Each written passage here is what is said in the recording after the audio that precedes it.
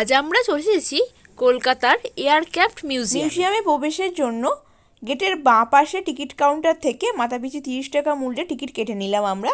যারা স্কুলে পড়ছো তারা অবশ্যই আইডেন্টি কার্ড নিয়ে এসো, তাহলে টিকিটের মূল্যটা লাগবে না। গেট দিয়ে ঢুকেই একটা সরু রাস্তা দিয়ে হাঁটলে পুরো মিউজিয়ামটাকে প্রদক্ষিণ করা যাবে।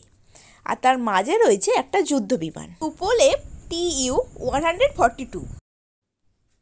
এই মিউজিয়ামটি ওপেন হয়েছিল 8 জুন 2022-এ।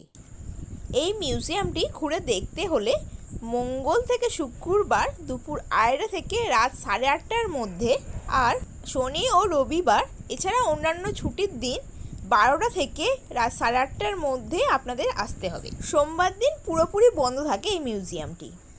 এই যুদ্ধ বিমানের ভেতরে ফটো তোলা নিষিদ্ধ, তাই বাইরে থেকে আপনাদের যেটুকু পারছি আমি দেখাবার চেষ্টা করছি। ফটোতে এখন আমরা দেখতে পাচ্ছি যুদ্ধ বিমানের পাইলটকে। এই বিমানটির ভেতরে রয়েছে বিখ্যাত সেনাবাহিনী দ্বারা ব্যবহৃত বিভিন্ন ধরনের বোমা ও নৌবাহিনীর নানান যন্ত্রপাতি। খুব ছোটোর মধ্যে হলেও মিউজিয়ামটি আমার খুব ভালোই লেগেছে।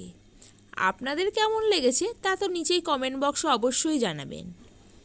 কীভাবে আসবেন এখানে এবার আপনাদের সেটা জানাচ্ছি। হাওড়া বর্ধমান মেল লাইনের ট্রেন ধরে চলে আসতে হবে বালিতে। সেখান থেকে বাসে করে চলে আসতে পারেন এই মিউজিয়াম। এছাড়াও শিয়ালদা থেকে মেট্রো করে চলে আসতে পারেন সেক্টর 5। সেখান থেকে বাসে করে চলে আসতে পারেন এই মিউজিয়ামে।